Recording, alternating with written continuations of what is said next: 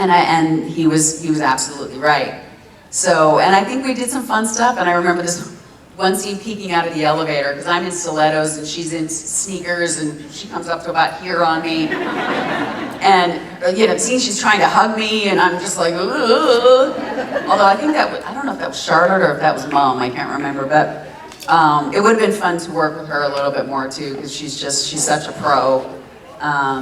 And you know, I worked with most of the same people all the time, but then there was the courtroom scene, I had a few private scenes with Lauren, kind of out in the hallway, that was nice to have. It's nice when you can, you know, make sure you get through the rest of the cast, and so it would have been fun to work with her more too. But yeah, just off the top of my head, Amy. Thank you.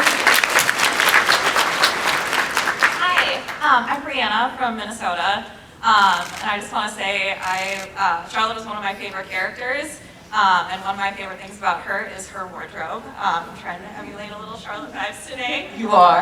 And so what I wanted to ask you is, what was one of your favorite outfits from the show? Oh gosh, she had so many nice outfits. I really wanted to just take her closet at the end, but I couldn't, because I would aspire to dress like Charlotte. But I don't. I'm in jeans, and I mean, I've got sneakers on. Granted, I just had knee surgery, so I can't wear heels. But yeah, some of her shoes and clothes I would have loved to have. There was one, I can't remember them, but there was one where she had like a wide leg trousers, and I don't know, I think it was in Charlotte's office. It might have been when she was having the coffee and talking about the assistant and smacking him on the butt. I don't remember. I think I would have taken probably 90% of her wardrobe if I could have. Thank you. Hi Tricia, how are you? My name's David, I'm from the area here in New Jersey. My question to you is, knowing that everyone in this room probably were pulling their eyes out when Amenadiel took Charlotte up to heaven, separating yourself from the person who actually played the part and watching it yourself as a viewer, are you able to do that, and what, if you were, what is your reaction? I thought it was beautifully done. There were so many tears leading up to that, because there was so much that went into, because of the wings and the location. They had to find the right location, and the director that we had, Claudia Garmy, for that episode is a very emotional director. Some directors are more technical, some are more, she's a very emotional director. So when we did the cast read-through, she started crying in it, and then we had a meeting set up with the visual effects, the hair and makeup, the costumes, DB and myself, about how he's going to pick me up, how my hair has to be, what clothes I have to have on so they don't get in the way of the wings for the visual effects that they're going to draw.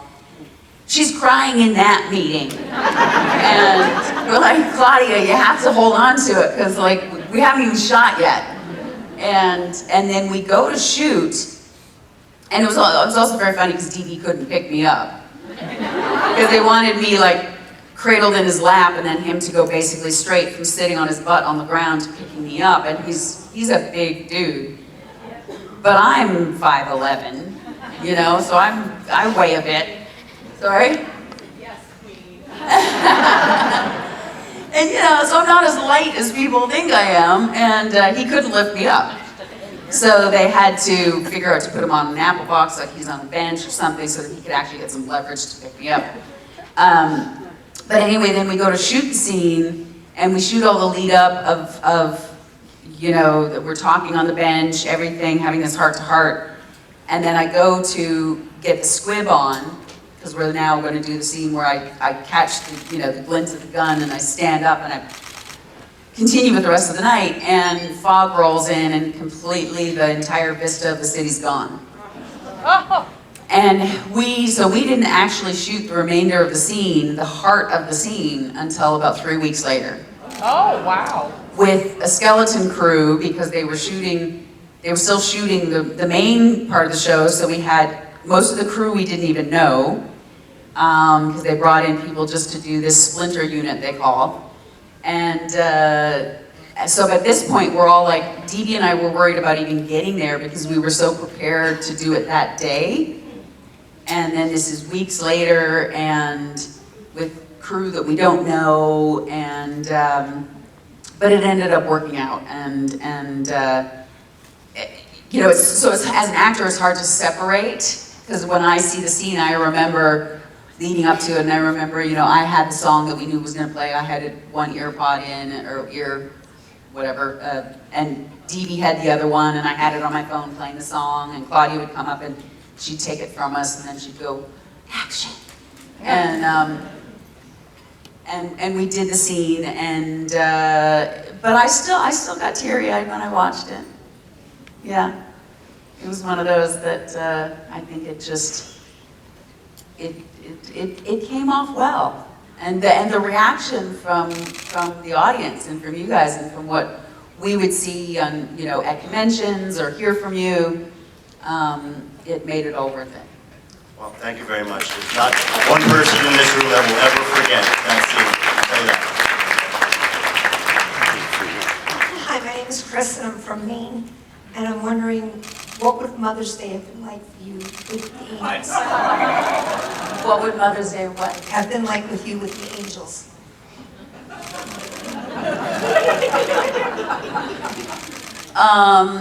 Well, I was in hell for so long that I think if I had been prior to that or after that, I think Mom would have wanted to be spoiled. She just strikes me that way. I don't know. I'm not a mother myself, so I've never had a Mother's Day. I think she just would have wanted all her, you know, I think what I would imagine most mothers want is to just spend the day with their children. But I think maybe she would have made them put a cabaret on for her while feeding her grapes and Prosecco. Thank you.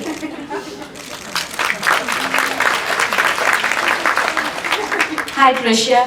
I'm Nitya, and I'm from Boston. I love your voice. I can watch episodes just to hear you speaking. You have a wonderful voice. Thank you. So my question for you is more on the technical side. Like, as an actor, how do you prepare to treat the same actor in a different way? Like, in one episode, you treat Tom as son with all the loving gestures, and at the piano, and the next, on the same piano, you kiss him. How do you do that? Well, that was Mom, and then the second was Charlotte. And I think Charlotte at that scene was really she was having her nightmares, she was very on edge, and I think she was trying to, because I think she had asked him, were we friends, or, you know, are we friends? So I think she was, in her mind, most male friends of hers were more than, you know, they were friends. And so I think she was thinking that if she could, you know, maybe it would spur some memory or something, so she was quite aggressive with him. It is funny, because when I was first shooting Mom, I had worked with one of the camera operators on a Hallmark movie, a Christmas movie, with an actor, Mark Lucas, and it was just, and Hallmark movies are not, you know, they're very tame, but there was one, you know, the one kissing scene in it, and it's the way I put my hand behind his neck to, you know, to have the little light kiss. When the first time I was playing Mom with Tom, and, you know, similar age, I'm a little bit older than him, but I'm younger than Dee Dee, and, you know, he's younger than Michael Imperioli, and whatever. So age is not really a factor in the celestial world, right? And also, I was in Charlotte's body. But I did think about it, and I was like, here's this handsome dude, and he's, you know, we're similar age, and, but the cameraman said to me, he's like, this was so cool to watch, because I just watched you doing this, like, scene with Mark Lucas, and he goes, I never got that vibe at all with you, with your hand on Tom's face, because your hand the way your hand was moving was in a maternal way.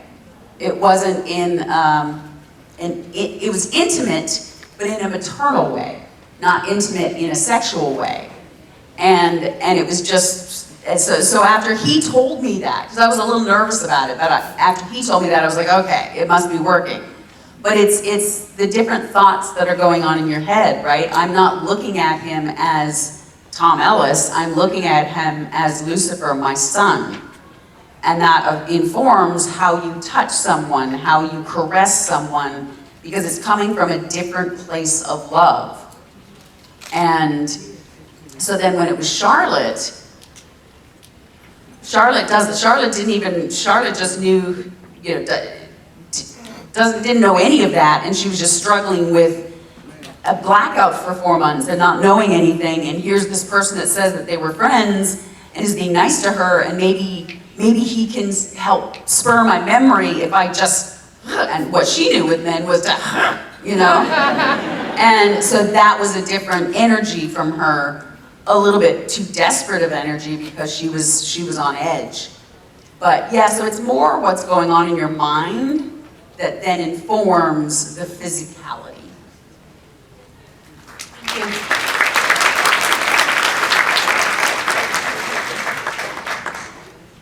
First, very nice to meet you.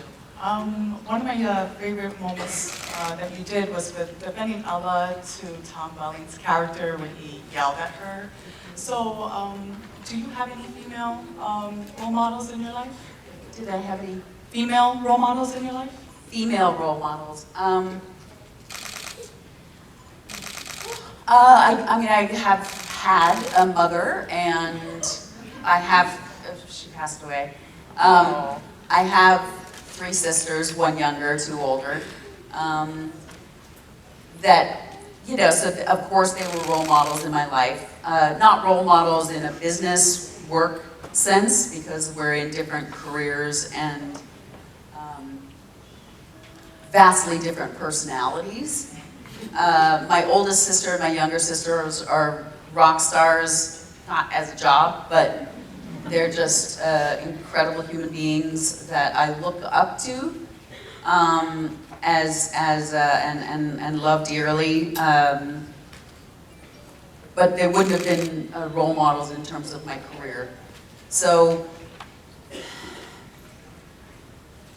I wish I had I could probably say my first acting job, I didn't really have role models in modeling. I modeled for 10 years before I started acting, and that was a very kind of isolating experience. I had friends, a couple of very good friends that were models, that were peers. So I wouldn't say they were really role models because they were peers.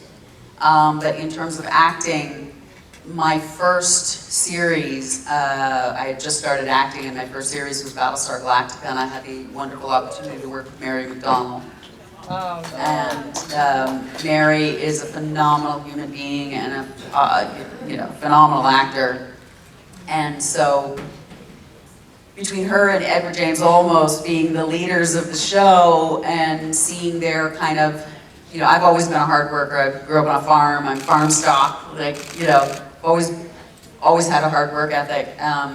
But this was a different career, and I was green and trying to come into it and figure out the ins and outs, and just seeing their professionalism and their integrity and their love of the craft and their kindness to other people while still being able to stand up for their opinions and their thoughts.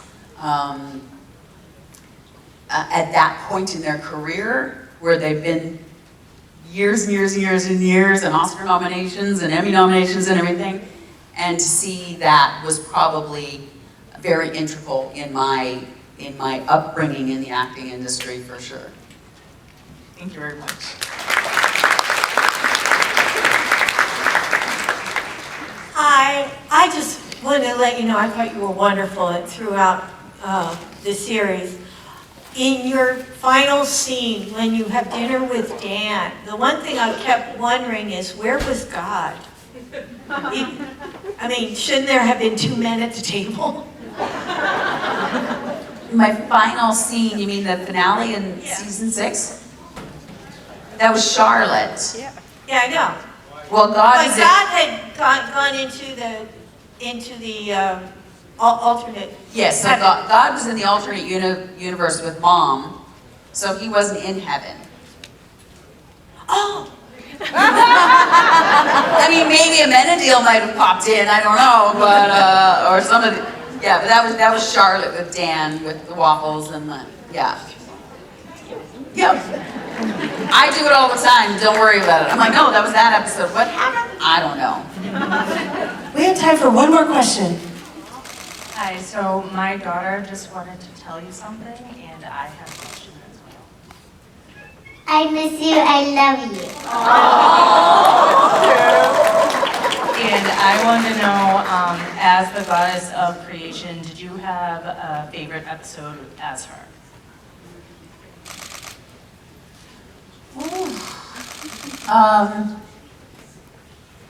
That's hard to say, because they all kind of blend together. One of my favorites was the first one, just because I had a lot to do, and it was also like introducing this character, and I worked with Tom, and kind of see how Mom got there, so, and you know, Maze and her, that was probably one of the most fun. I really enjoyed the courtroom one. Not that I can't really remember exactly what happens, but I'm trying to like get Chloe to kind of mess up, and Tom Lucifer. I can't remember exactly. I liked working. Turn on Lucifer. Yeah, exactly. But they were fun doing. The courtroom scenes are not fun to shoot, but those were fun to shoot, and I just had fun coming in, kind of being the, you know. And Lauren had some heaviness in that scene, which was nice for her to get to do. And then as I mentioned earlier, I got to have a couple of one-on-one scenes with Lauren, which I normally didn't get to do. Those are the two that are sticking out. But I liked throwing my boys across the... I hated the dancing one, where I had to be up on the podium and dancing. I didn't like that one. I liked being out with the Menadil, taking him to Uriel's grave, because Dee Dee was just so strong in those episodes. I loved the episode of when I have to go down to hell to try and get Lucifer out, and Uriel is down there, and then I kind of get caught in the Uriel thing. That was extremely hard to film. I loved how it came out, and the whole, and DB holding the guards back and the songs playing, and then Tom comes back. I mean, I was crying when I was watching it, but shooting that stuff down in hell was so hard, and I felt like such a fraud as an actor, because it's so technical because of the way it's edited. You're not just shooting one scene through, and you know, the dagger that was appearing and non-appearing, and that he was stabbing Uriel with, or whatever it was. It was so cut, and so the props guy and stunt guy would be right off camera, and they'd be like, okay, pause, so you're in this emotional scene, and then, okay, pause,